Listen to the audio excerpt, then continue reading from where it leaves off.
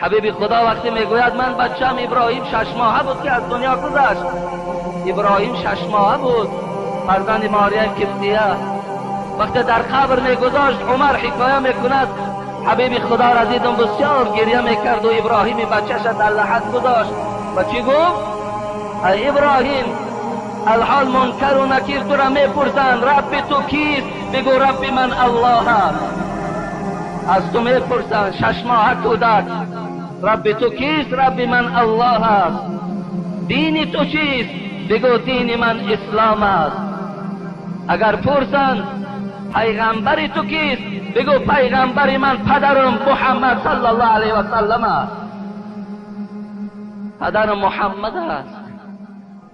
رسول اکرم میگوید وقتی پشت نگاه میکنم عمر مثل کودک گریه میکند. گفتم عمر سبب گریه در چیست؟ و ای حبیب خدا وقتی ابراهیم 6 ماهه را پرسند عمر هلاک میشود. 6 ماهه ابراهیم که پرسند حال عمر چی میشود؟ سعد ابن معاذ رحمت الله علیه یکی از بنده های صالح پروردگار بود که حتی در صحیح بخاری میگذرد وقتی روح سعد ابن معاذ از بدن او جدا میشد و وقتی روح او به سوی عرش رفت حبیب خدا گفت عرش پروردگار از شادی در حرکت در آمد.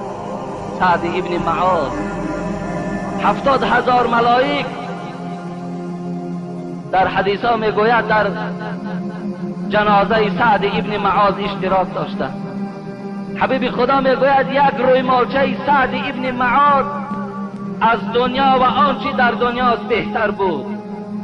وقتی سعد ابن معاذ وارد قبرستان کردند همین بنده صالح را وقتی وارد قبر کردند حضرت جابر میگوید نگاه کردم حبیب خدا تسبیح ها را زیاد گفتن گرفت، از پس او تکبیر ها را روانه کردن گرفت.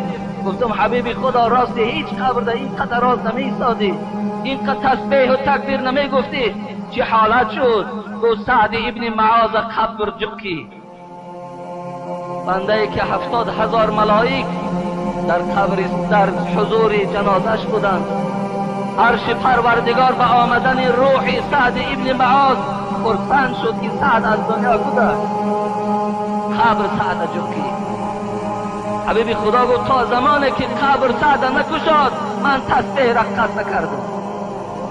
پروردگارا ما را از جکش قبر نجات بده، ما را از فتنه های قبر پروردگارا نجات بده. همنشینان تو در زیر لحد خاک شدند، همنشینان تو در زیر لحد خاک شدند. چشم عبرت بکشا خواجه اگر انسانی. به سر قبر یکی رفتم و گفتم چونی؟ جامی میگوید یک برادر من زیارت رفتم به سر قبر یکی رفتم و گفتم چونی؟ گفت احوال چی پرسی که بیایی دانی؟ احوال چی بیان کنم تا اینجا نیای تا داخل این نشوی؟ از حال بیان کردن می شود.